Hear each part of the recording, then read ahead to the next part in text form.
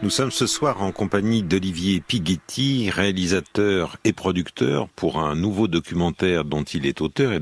Un chercheur américain, Hank Albarelli, spécialiste des services secrets, enquête sur la mort suspecte d'un biochimiste de la CIA, Frank Olson.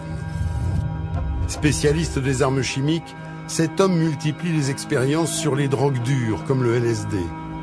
Il s'est d'ailleurs rendu en France quelques mois avant le drame de Pont-Saint-Esprit. Hank Albarelli fait alors le lien avec le drame de Pont-Saint-Esprit. Et s'il s'agissait de la pulvérisation de LSD sur le pain par la CIA et l'armée américaine? Le produit a été mis chez le boulanger. Je dis non, c'est pas le boulanger qui l'a mis. Chez le boulanger, il faut que quelqu'un l'ait mis. Donc c'est pas lui, c'est quelqu'un d'autre. Quelque chose qui ne va pas. Ça, c'est pas clair. Pas du tout. Rien n'est clair. Et pendant des décennies, les raisons du drame resteront inexpliquées. Je n'ai aucun doute sur le fait que Pont-Saint-Esprit était une opération secrète de l'armée américaine.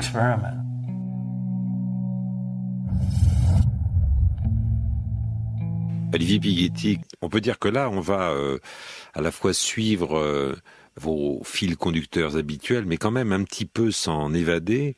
Je ne sais pas si c'est à la suite d'une escale de vacances et alors que vous suiviez les traces de la lavande et que vous êtes tombé tout d'un coup sur des produits dérivés. Néanmoins, votre documentaire intitulé « Un village empoisonné par la CIA », point d'interrogation, Pont-Saint-Esprit 1951, nous laisse entendre que vous avez emprunté là peut-être un chemin de traverse. Racontez-nous peut-être en 2-3 mots l'affaire, mais surtout incluez, je vous en prie, les circonstances qui vous ont amené à découvrir ce dossier. Alors, je me suis toujours beaucoup intéressé à la manipulation mentale. Le pouvoir d'un individu sur un autre me fascine en fait. Voilà.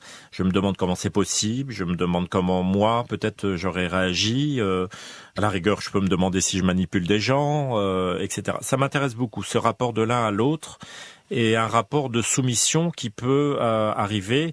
Donc, j'ai pu travailler tout aussi bien sur l'hypnose, mais côté spectacle, mais aussi médical, que sur la manipulation de certains parents vis-à-vis de leurs enfants, que la manipulation dans le couple aussi, entre peut-être un homme abusif ou le contraire, une femme abusive. Donc ça m'a toujours fasciné et en cherchant dans ce domaine-là, je suis tombé sur les manipulations faites par la CIA américaine sur des milliers de personnes pendant au moins 30 ans. Et la majorité d'entre elles aux États-Unis. Ils sont pas allés dans des pays, ils sont pas allés en Éthiopie ou au Nicaragua, etc. Même s'ils l'ont fait, mais ils ont surtout fait ça chez eux. C'est ça qui est le plus étonnant à partir des années 45 à l'après-guerre. Et pendant au moins 30 ans, et ils l'ont fait à des degrés absolument faramineux. C'est-à-dire que j'extrapole très peu en disant qu'ils ont continué chez eux ce que les Allemands n'avaient pas réussi à terminer dans les camps. Alors, bien sûr, c'est des termes très forts, ça s'est passé de façon assez différente, mais sur le fond, il s'agissait vraiment de ça, de pouvoir créer des robots humains capables de tuer à leur encontre ou alors réussir à faire révéler des informations à des doubles espions ou des choses comme ça, par exemple, à leur insu de la même façon, ou alors tester des produits pour savoir est-ce qu'on réussit à soumettre une ville entière en jetant tel produit sur la ville, mais ils ont essayé des produits que le corps humain ne peut pas supporter. Et ils se sont adressés à qui ? Alors, aux populations les plus faibles, les Noirs, les détenus noirs, c'est encore bien mieux. Ils sont allés chercher des gens dans les hôpitaux, mais ils ont aussi cherché des gens à l'armée, parce qu'à l'armée, c'est des petits soldats, c'est oui, non, oui, chef, non, chef, donc finalement... et à leur insu, ils leur ont fait essayer des produits qui sont allés jusqu'à tuer. Voilà. Donc, je me suis intéressé à ça aux États-Unis et dans un objectif de pouvoir aussi raccrocher ça à l'étranger, notamment à la France, puisque la télévision française, comme toutes les télévisions du monde, préfère avoir une sorte de référence à leur propre pays. Donc, et j'ai donc découvert ce village de Pont-Saint-Esprit qui, en 1951, tout le village est devenu fou. 300 personnes intoxiquées. Il y a eu 7 morts. Les gens divaguaient dans la rue, se jetaient des étages, voyaient des boules de feu géantes arriver de partout, des araignées. Donc se mettaient à danser, on savait pas pourquoi, etc. On a bien sûr accusé tout de suite la farine, l'ergot de seigle, mais l'ergot de seigle, les derniers qui avaient exactement les mêmes symptômes, hein, mais ça remontait à l'époque médiévale pratiquement, l'ergot de seigle. Donc il n'y en avait plus du tout. Alors comment ça se fait que tout à coup l'ergot de seigle réapparaissent comme ça dans un village, d'autant que la même farine qui a été utilisée dans d'autres villages n'avait pas eu les mêmes effets. Donc je me suis intéressé à cette thématique et retrouvé des documents à travers des chercheurs aux États-Unis, etc., qui montraient que la CIA avait arrosé donc le pain d'une boulangerie de Pont-Saint-Esprit avec du LSD, et que quand les gens ont commencé à prendre du LSD, ils sont devenus fous. Voilà, le village est devenu fou.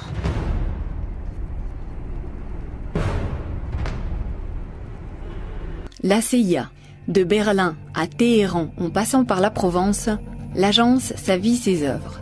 En 1948, un chercheur des laboratoires Sandoz, Albert Hofmann, découvre une molécule qui met en ébullition les services secrets. Le diéthylamide de l'acide lysergique, ou LSD. C'est un dérivé de l'ergot de seigle, ce même parasite qu'on a longtemps tenu pour responsable du drame de Pont-Saint-Esprit. On pense alors que les effets hallucinatoires de cette drogue sont la clé de la manipulation mentale. Craignant que les soviétiques ne mettent la main sur les échantillons de Sandoz, les Américains achètent tout le stock. Olivier Pighetti, c'est à la suite de la lecture d'un article, d'un livre, d'une rencontre, d'une discussion avec quelqu'un. Comment s'est fait le tilt sur le sujet ? C'était en faisant de la recherche surtout virale sur Internet.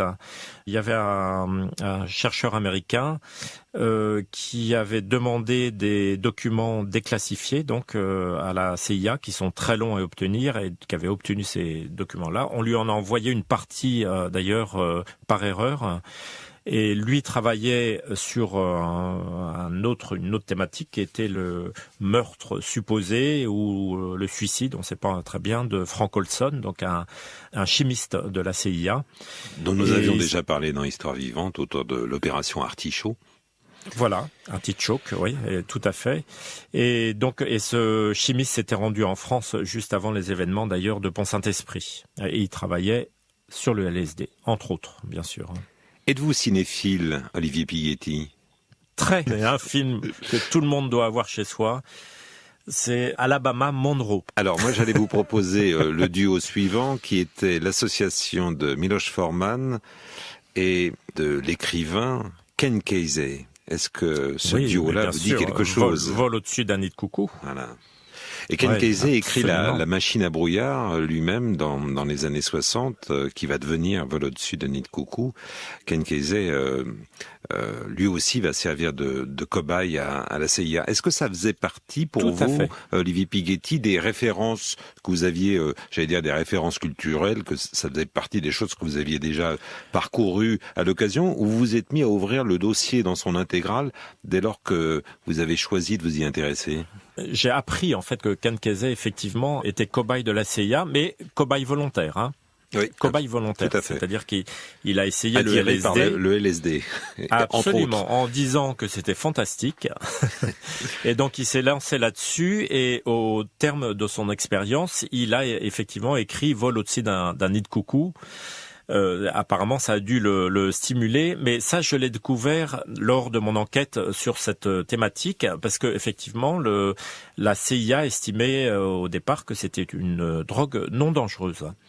Quand on prend du LSD, de façon volontaire, c'est-à-dire si je vous dis « Ah ben tiens, dans votre café, là, j'ai mis une petite pilule », tu vas sentir que tu vas partir dans un autre univers, tu vas voir, ça va tanguer un peu, mais t'inquiète pas, ça va être super, ça va t'amener dans le paradis. Les effets peuvent être, généralement, sont plutôt très agréables. Maintenant, si je mets cette même pilule sans rien vous dire, et que tout à coup, vous voyez apparaître des éléments dans votre tête, que vous avez la salle qui se rétrécit, le ciel qui se gondole, vous ne saisissez pas ce que vous dites les gens, etc., vous pouvez devenir fou. Et c'est ce qui s'est passé à Pont-Saint-Esprit. C'est-à-dire quand on donne des drogues dures de façon secrète comme ça à des gens, à leur insu, ces gens peuvent devenir fous. Mais il faut savoir une chose, c'est que le LSD, c'était la moins dangereuse des drogues qui étaient tentées par la CIA. Il y avait le benzylate qui était nettement plus fort. Certaines personnes disent 10 fois plus fort. Dans les prisons, ils prenaient par exemple des détenus, ils leur disaient tiens, tu vas essayer un bain moussant. C'est pour le compte d'une entreprise privée et on te donne $1 par jour. Donc tout content, le détenu se retrouvait avec son bain moussant sur le dos, etc. Et on l'aspergeait en parallèle d'un autre produit, d'ailleurs souvent dans des canettes vertes de l'armée. Et on leur a fait essayer des gaz sarin, l'agent orange, de l'atropine, de la scopolamine, du benzylate, enfin des produits qui tuent. Donc il y a eu des morts, c'est pas uniquement. Et il faut savoir que c'est allé tellement loin que dans certains hôpitaux, ils attrapaient des gens. Ils leur disaient, écoutez, même des jeunes, ils adoraient prendre les jeunes. Par exemple, des jeunes qui avaient du mal, qui suivaient scolairement. Voilà, donc j'arrive pas à... allez dans tel service psychiatrique, ils sont super. On disait aux parents, mais il faudrait nous le laisser un peu pendant 1 mois ou 2, parce qu'il faut l'isoler de sa famille, etc. Ils les mettaient dans des salles, en sous-sol, isolés, sans son, les murs capitonnés.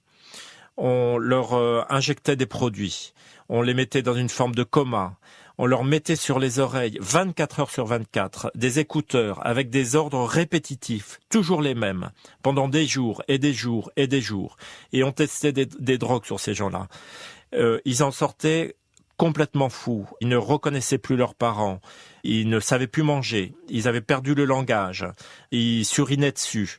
C'était devenu des locumènes. Et ces gens-là, quand ils sont sortis de ces expériences-là, ils avaient entendu ici ou là, ou repéré, certains d'entre elles avaient repéré des éléments bizarres, il y avait des militaires qui venaient, il y avait etc.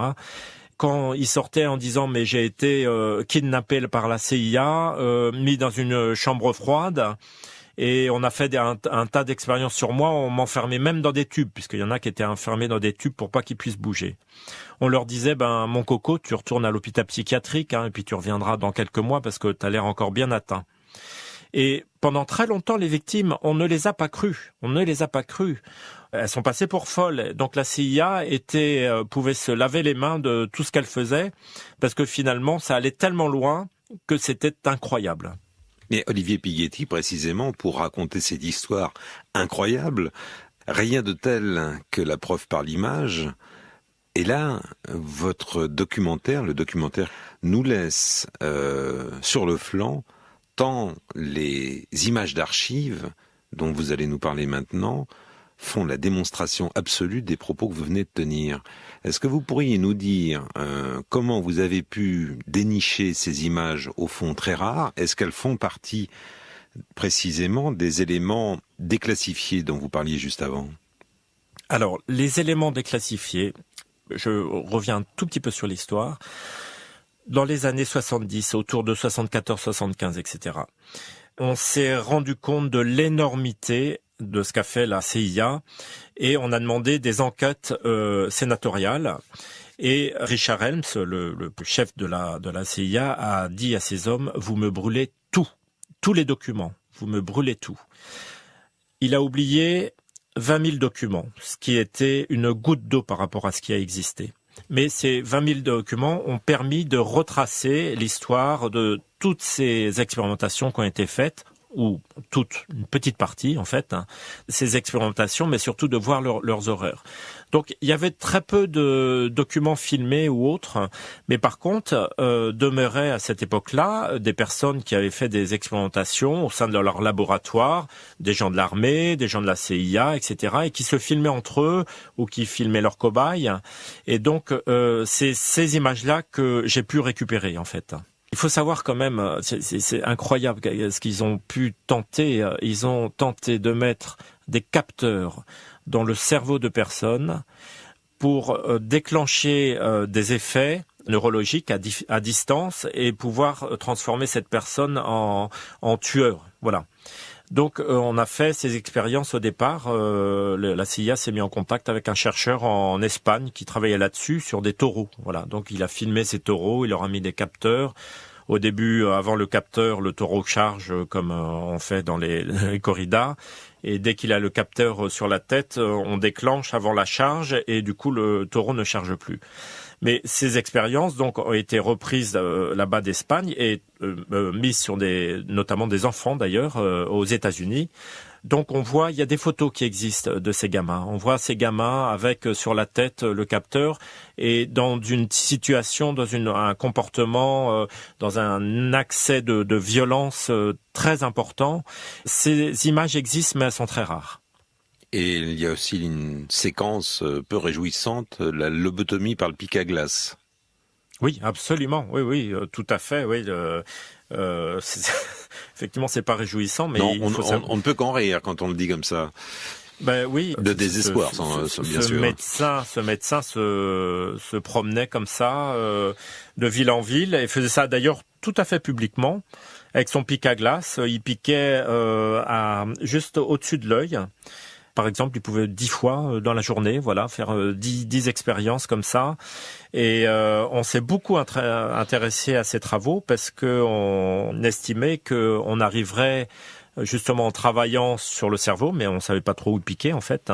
On arriverait à toucher certaines zones qui permettraient soit de déclencher la violence, soit au contraire l'apathie, soit au contraire le silence, par exemple. D'un côté, il y a l'armée.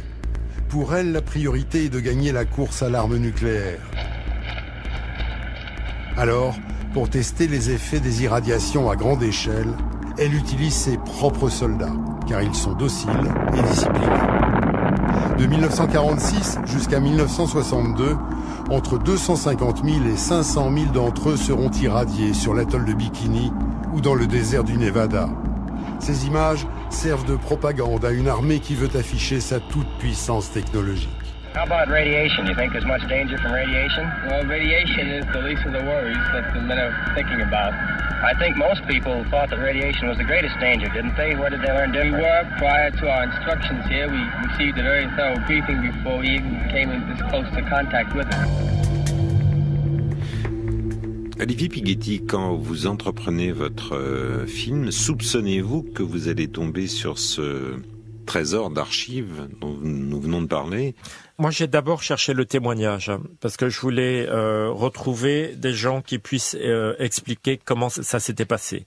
Donc, je voulais m'assurer que je pouvais avoir suffisamment de témoins et des témoignages. Il a fallu que je vérifie parce que j'avais certaines personnes qui étaient prêtes à témoigner, mais par contre, je n'avais pas en face un dossier qui me permettait d'affirmer qu'elles avaient été victimes d'expérimentations faites par l'armée ou la CIA américaine.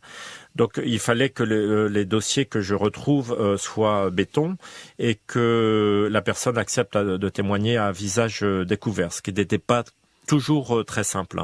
Donc je suis d'abord parti là-dessus. Et après ça, une fois que je me suis assuré que c'était possible, je me suis lancé dans la recherche d'archives et effectivement, je voulais absolument des archives qui soient à la hauteur des témoignages que j'avais pu récupérer. Là, c'est nettement plus compliqué parce qu'il s'agit d'aller frapper à la porte de beaucoup d'administrations, mais aussi de demander des documents personnels, soit à des associations, soit à des personnes qui étaient à tel endroit, à tel moment et qui ont vu quelque chose et qui savent qu'il existe un film, etc., qui existe. Donc, le travail d'archives est tout aussi passionnant qu'angoissant. Mais vous vous attendiez à trouver de pareilles pépites? Non, pas jusque-là, non, très franchement, pas jusque-là, non. Je pensais avoir quelque chose, j'étais sûr que je réussirais à trouver quelque chose, mais pas autant que ce que j'ai eu. Des milliers d'expérimentations gouvernementales ont eu lieu dans les hôpitaux, les universités et sur les bases militaires un peu partout dans le pays. Dans de trop nombreux cas, aucun accord formel n'a été demandé. On a dissimulé à des Américains ce qu'ils subissaient, et bien au-delà des cobayes eux-mêmes, cette tromperie a dupé leur famille et toute la nation.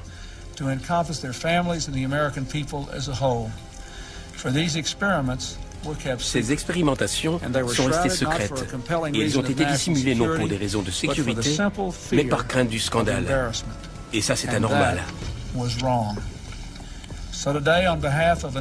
Donc aujourd'hui, au nom d'une nouvelle génération de leaders et de citoyens américains, les États-Unis d'Amérique présentent leurs excuses sincères aux citoyens qui ont été victimes de ces expérimentations, ainsi qu'à leurs familles et à leurs proches.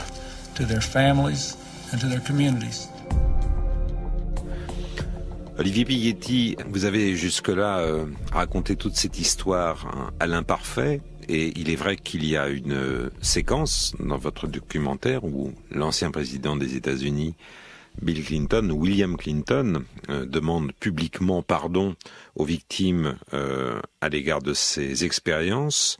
Néanmoins, en octobre 95, oui. Octobre 95. Néanmoins, avez-vous le sentiment que dès lors que ces affaires-là ont été tenues dans la plus grande confidentialité, dans le top secret, on est encore dans quelque chose qui est imaginable?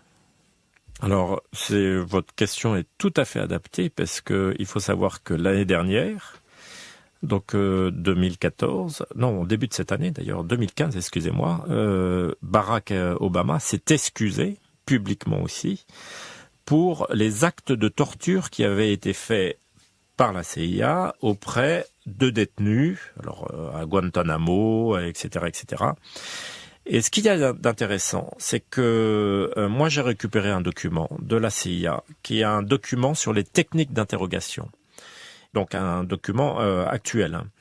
Et dans ce document-là, on retrouve des éléments des expérimentations qui étaient faites dans les années 60-70 par des psychiatres fous, qui sont devenus fous, sur des cobayes non volontaires. C'est-à-dire que ce qui a été fait à l'époque a été utilisé. Alors on peut parler de l'isolement de personnes dans des salles où il n'y a plus de son, l'utilisation de musique criée dans les oreilles à un niveau de décibels très important. Là, on sait que ça s'est fait à Guantanamo, là, du hard rock notamment. Le waterboarding, etc., etc. Donc la mise en condition dans une forme de stress qui fait que la personne va ou pas avouer des choses. Mais le problème, c'est qu'il avoue souvent des choses qui ne sont pas vraies, puisque tout ce qu'il veut, c'est que ça cesse. Pardonnez-moi de vous interrompre, mais on est presque là dans un cas de figure classique, les phénomènes de la torture que les armées ou les services secrets emploient. Il en va quand même tout autrement dans le cas dont nous parlons, puisque les services en question agissent sur leur propre population. Et on ne peut même pas dire que ce sont des opposants, c'est tout simplement l'homme de la rue. C'est là où le cas de figure est tout de même assez singulier. Effectivement, on ne va pas chercher l'ennemi, là. On va chercher le citoyen pour que celui-ci, au nom de la guerre froide, devienne un outil qui permette de gagner cette guerre froide. Voilà. Donc, on va bombarder des moustiques infestés de fièvre jaune et de la dengue sur une partie de la Floride. Je parle de millions de moustiques. On va bombarder San Francisco avec des maladies nosocomiales. Faire éclater des ampoules avec à l'intérieur des bactéries dans le métro de New York. À l'hôpital de Cincinnati, on irradie des personnes, 70 personnes, face à des grosses machines sous prétexte de leur soigner un cancer du sein. On irradie tout le corps. Ces personnes sont mortes au bout de 3 semaines. Mais la première personne venue, admettons par exemple que ce soit moi, en l'espèce, vous rétorquerez, mais quel intérêt ? L'intérêt, par exemple, pour ces irradiations, c'est de savoir comment, par exemple, un pilote qui irait lâcher des bombes sur une ville combien de temps peut-il tenir sur un taux d'irradiation qui serait de temps. Voilà, par exemple. La mesure. L'armée cherchait l'arme parfaite qu'elle pourrait bombarder sur une ville ou sur un secteur un peu pas trop étendu, où toute la population deviendrait des moutons. Donc du coup, il y aurait plus de résistance. Ils ont passé des années et des années, avec un financement assez conséquent, à rechercher cette arme parfaite. La CIA cherchait la drogue qui permette, la pilule qu'on puisse donner à quelqu'un pour qu'il révèle tout ce qu'il sait sur ce qui les intéresse. La CIA cherchait aussi à pouvoir manipuler des personnes pour les télécommander à distance pour que, par exemple, elles aillent tuer Castro, voilà. Donc tout était dans un intérêt de gagner par rapport à l'autre. Et les Russes, les Chinois faisaient pareil, mais pas à des niveaux aussi importants que les Américains. Olivier Pighetti, pour conclure cet entretien, depuis que votre documentaire a été porté à la connaissance du public, il a déjà été diffusé en France, avez-vous eu quelques retours et du coup certains dossiers qui dormaient sur des étagères, peut-être d'ailleurs même des personnes privées, ont pris contact avec vous pour enfin parler, puisque vous nous disiez peu avant, au fond, les gens, pendant très longtemps, et l'une d'entre elles d'ailleurs, Karen Wetmore, est dans votre documentaire, a eu beaucoup de mal à faire entendre son cas. Est-ce que depuis le documentaire, des gens se sont manifestés à votre connaissance? Alors, j'ai eu pas mal de demandes d'envoi du film, pas de la part de Français d'ailleurs, sur le village de Pont-Saint-Esprit, mais de la part d'Américains. Je pense que ce sont des gens qui ont eu des trous de mémoire à une époque, c'est-à-dire des trous de mémoire assez importants, une époque où ils ne savent plus ce qui s'est passé et qui se sont aperçus que quelque chose s'était déroulé à leur insu sur leur corps et qui veulent savoir. Donc ce documentaire était souvent demandé par des personnes qui se posaient des questions là-dessus. Maintenant, la société américaine est une société qui regarde très peu derrière elle. C'est une société qui avance. C'est une sorte de bulldozer lancé. Donc, ils regardent devant. Et ça s'est passé entre 45 et 75, surtout, même si ça s'est prolongé par la suite. Et du coup, ça fait partie d'une histoire pratiquement lointaine pour les États-Unis.